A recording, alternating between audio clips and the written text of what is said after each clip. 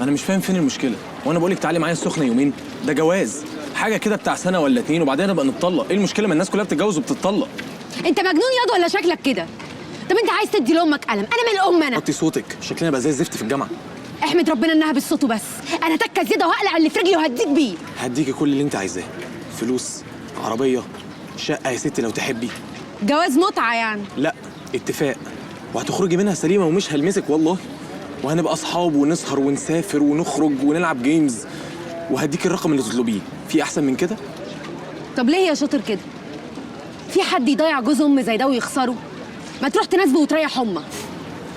امي عايزه تلغي اسم ابويا، رفعت قضيه عشان تغير اسم اخويا الصغير وتخليه هيثم الكاشف، وهو عنده 4 سنين ومش فاهم اي حاجه، وابويا لما عرف دخل المستشفى ومات بعدها بفتره. ايه رايك؟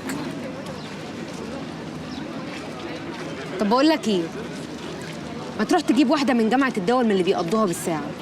اظن مفيش اوطى من كده يجيب راس امك الارض، وارخص بكتير كمان. انت لسه ما فهمتنيش، انا عايز الموضوع يبان بجد جدا، مش انا امي بتتكلم على العشوائيين والناس اللي تحت، انا بقى هجيب لها جوازه من تحت وتبان بجد جدا عشان ادمر لها الجوازه اللي هي عايزاها بجوازه زي دي. هو انت ازاي كنت الاكس بتاع ساره؟ ما كانتش بتجيب سيره الموضوع ده خالص قدامها. حاولت اقرب منها واشوف الدنيا هيبقى فيها ايه، بس ما نفعش. حسيت انها غبيه كده وعنيده، مش زيك انت حراقه وحرشه، وفي نفس الوقت هي طلعت من مصر الجديده واهلهم في ناس يشرف، مش وقيع وبيئه زي اهلك. انت عارف ياض يا ابن المجنونه، انت لو شفتك قدامي تاني انا هعمل فيك ايه؟ المبلغ اللي تطلبيه، ها فكري.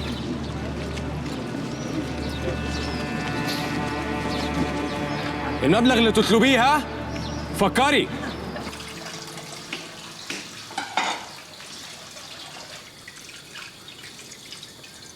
انت لقيتي البلاي ستيشن بتاعي وانا بره؟ لا والله يا بيه ما جيتش جنبي.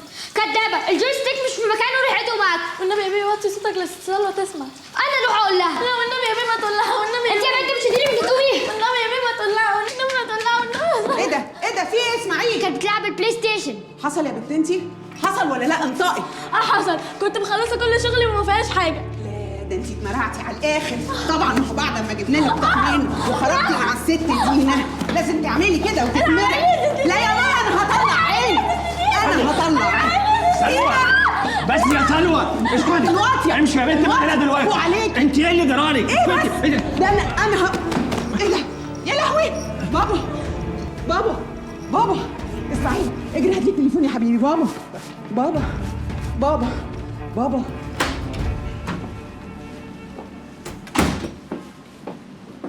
ده استهبال. ده ولا ما نكون في مدرسه وجايبه معاها ولي امرها عشان العيال الوحشه ما تكلمهاش. هو الواد ده لسه بره؟ البت دي متفقه معاه، جايباه قصد عشان ما حدش يعرف يتكلم معاها. على فكره مستر عمرو خلاص زهق، كل اعذارنا معاه خلصت. سيبي لي انا مستر عمرو، سيبي لي الواد ده، انا خليه ما يخطيهاش تاني، ومنا انا اعرف ازاي اتصرف معاها. انا مش فاهمه يعني اشمعنى البت دي بالذات. عشان تحقق مصلحتنا، وبلاش نفسنا نروح نشوف شغلك.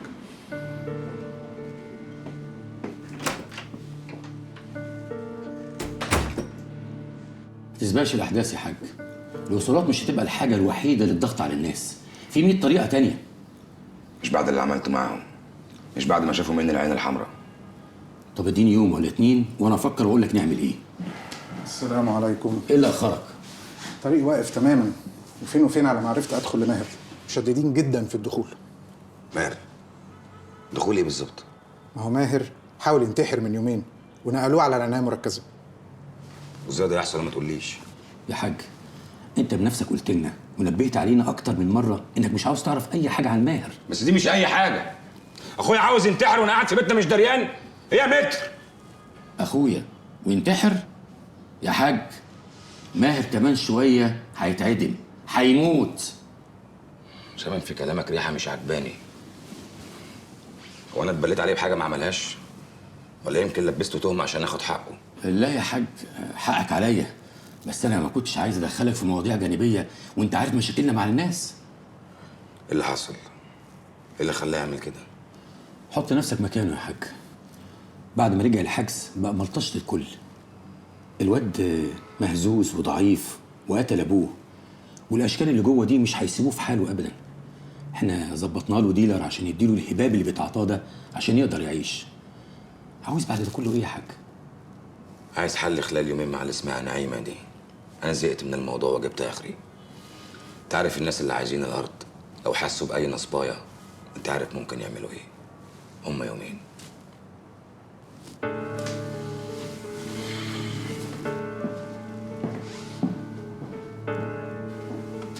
اتفضل.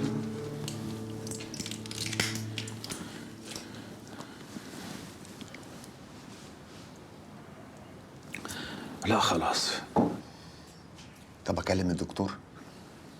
لا خلاص عدت، الحمد لله.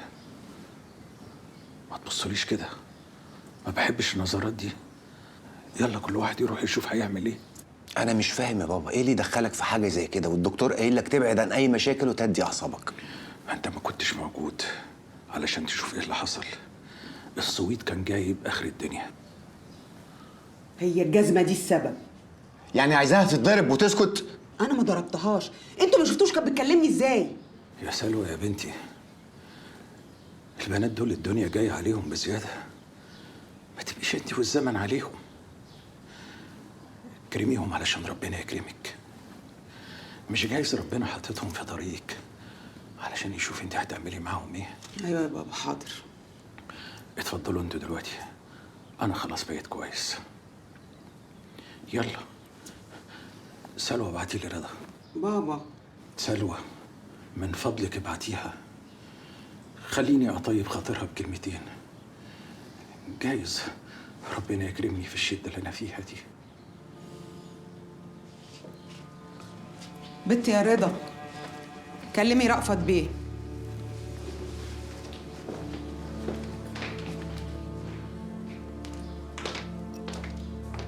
رد الباب يا رضا.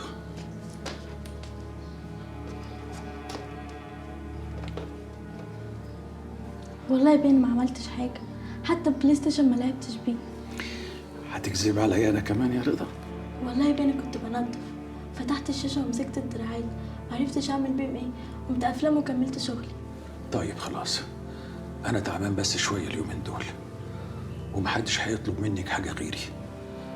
قولي لي بقى نفسك في ايه وانا اعمله لك. هو لما استاذ خالد والست دينا يسافروا، هتخلي انتصار تيجي تقعد هنا معايا ولا هتعملوا ايه فيها بالظبط؟ يسافروا يعني ايه؟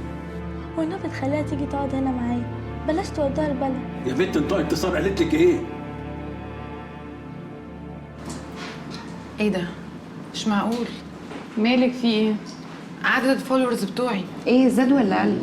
زاد 3 أضعاف. ايه ده؟ وريني.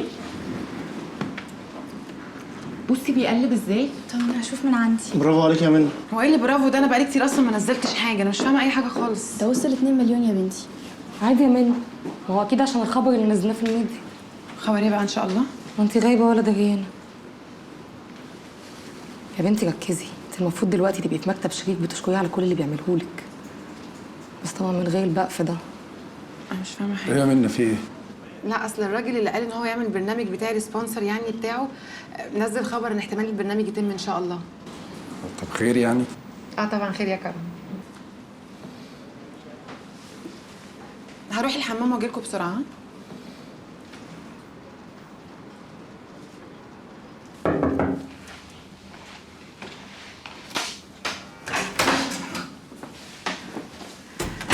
مستر شريف انا كنت عايزه اشكر حضرتك. سامعك وانت بتحتفلي بره بالفولورز الجداد.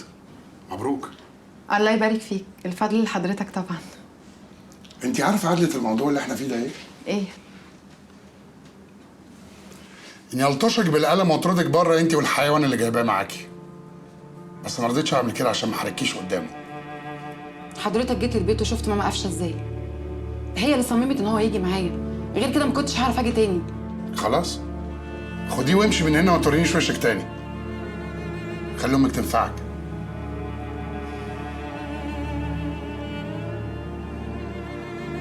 صعب عليكي مش كده؟ انت عارفه لو ده حصل هتخسري كل حاجه، وانت عايزه كل حاجه. اقول لك المفاجاه الاكبر بقى، انت نفسك تروحي للراجل مش عشان المصلحه والبرنامج ولا اي حاجه. انت عارفه انها خطوه مهمه. تسليكي امورك بنفسك، تعرفي ده، تقلبي ده، تبقي ليدي. فعشان